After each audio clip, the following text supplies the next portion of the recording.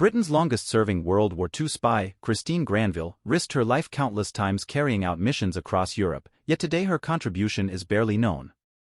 Who was she and why does the nation owe her such a great debt?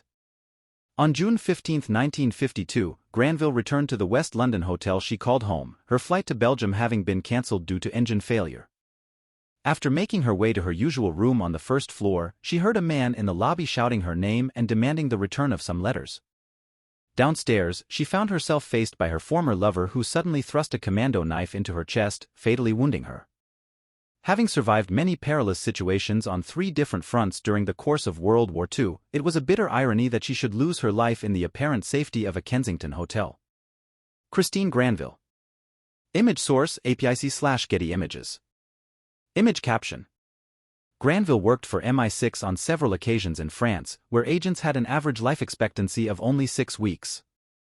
Born in May 1908 as Maria Christina Janina Skarbek, she was the daughter of a Polish count and, through her mother, an heir to a Jewish banking family.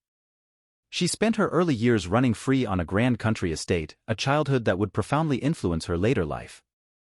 She'd been brought up used to a lot of freedom and adoration, taught to ride a horse, shoot a shotgun, all that sort of thing, says historian Claire Muley, who is the author of The Spy Who Loved, a biography of Christine Granville, the identity the agent assumed while working for the British.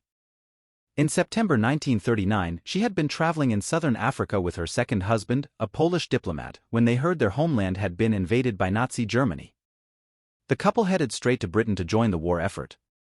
While her husband went on to France to join the Allied forces, Granville had a different plan as to how she could make a difference. She storms off to what's meant to be the secret headquarters of MI6, says Muley. She doesn't so much volunteer as demand to be taken on. Post office of Vaseusenwerkers Drome, destroyed by the Germans. 1944. Image source: Getty Images. Image caption: While in France, Granville spent time in Vaseusenwerkers, which faced heavy German bombing. Granville submitted a plan to ski across the Carpathian Mountains into Nazi-occupied Poland, to take in Allied propaganda material and funds and bring back intelligence about the occupation. As they had limited information about what was happening in Eastern Europe, it was a plan Britain's spy bosses liked and, according to Muley, Granville was promptly signed up as MI6's first female recruit. Over the following years, the Polish exile became the stuff of legend in the intelligence community. She was this countess who had all of these connections to varying people in the know, Muley explains. She spoke all the right languages, and she knew how to get in and out under the radar because when she'd been a rather bored countess, because she's a high-adrenaline woman, she used to smuggle cigarettes across the border skiing just for kicks. She didn't even smoke. Christine Granville.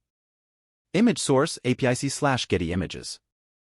Image caption: Granville arrived for one mission in France by parachuting from only 200 m during gale force winds.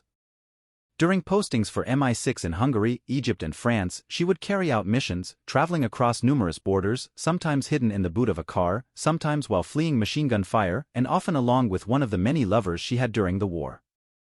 On one occasion, she received a microfilm that showed German forces lining up along the Soviet border for what looked like an imminent attack. It was passed on to Winston Churchill who, according to his daughter Sarah, would declare that Granville was his favorite agent. Twice she would be captured and interrogated by the Germans but was able to spring herself free. On one occasion, she convinced her captors she had tuberculosis by biting her tongue so hard she appeared to be hacking up blood. Her great tool is her brain. She's so quick-thinking, talks her way in and talks her way out. She's amazing, says Muley. Even animals were seemingly unable to resist her charms. In her book, Muley describes 2 occasions when Granville was able to turn a snarling guard dog kept by border patrols into her pet that would follow her beck and call. The Sierra Leonean airman shot down over Nazi Germany.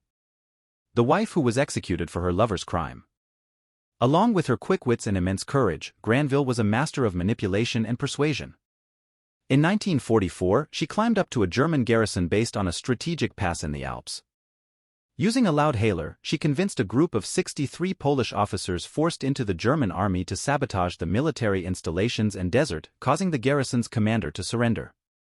On the same day, she discovered her Special Operations Executive, SOE, commander, and lover, had been arrested in Digny in southeast France by the Gestapo, along with 2 other agents, and faced being executed by a firing squad. At great risk to her own safety, she managed to free them all by storming into Digny prison, claiming she was the niece of Field Marshal Montgomery and informing the officer in charge an American attack was imminent. Muley says, by the end of an hour she's basically terrified this guy, and she says, you know, if you go ahead with this execution I will make sure that you are strung up. If you do anything to me, you're going to be hanging from a lamppost, but if you help me, I will speak out for you.